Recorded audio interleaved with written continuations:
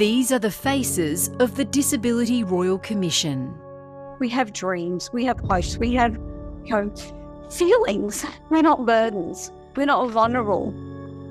Bravely sharing experiences of violence, abuse, neglect and exploitation. You might as well have your identity stripped, really. You can't do anything. I can't even go to the bank. Thousands have given evidence over 4.5 years. Some of the most painful stories are about those who are no longer here. I needed her story to be out there. I didn't want another young person to die the way that she had passed away. It's one of my favourite photos. At a private session of the Disability Royal Commission, Nella Nisco gave evidence about the death of her daughter in 2017. Sophia had just turned 16 when she choked on a latex glove while in respite care. She found life very difficult. However, she had the biggest of smiles. Her sisters absolutely adored her. Hi, Sam. Sophia's memory remains alive for her family, most of whom are now working in the disability sector. I sit in my office with a photo of Sophia in front of me every day, and I look at her and I think, it's because of you that I can do what I do.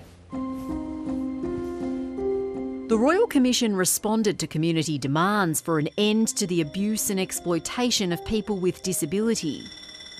Jordan Steele-John added the extra pressure for an inquiry when he made an emotional speech in 2018, listing the names of more than 30 people with disability who had died in care.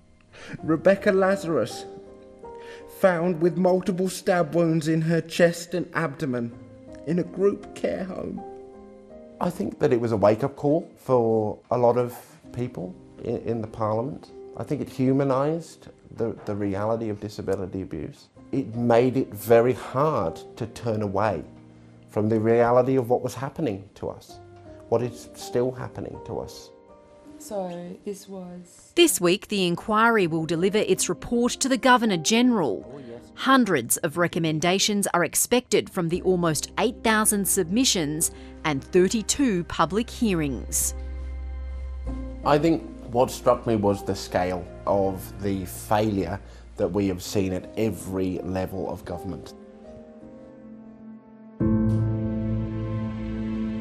Emergency doctor Dinesh Palapana has been both a witness and an advisor to the inquiry. It's a historic opportunity to make things better for people with disability in this country. A quadriplegic as a result of a car accident, Dr. Palapana has experienced sexual and physical abuse and discrimination. There's a lot of pain, there's a lot of hurt, there's a lot of trauma, and it's taught me that we still have a lot of things to improve. I've covered this inquiry for years. The evidence has been tough to hear, and at times I've identified with people's trauma. What we need now is change. If that doesn't happen, this pain will have all been for nothing. With the report due this week, Nella Nisco has challenged politicians to act on the recommendations. If this was your child who died with a disability due to neglect, what would you do?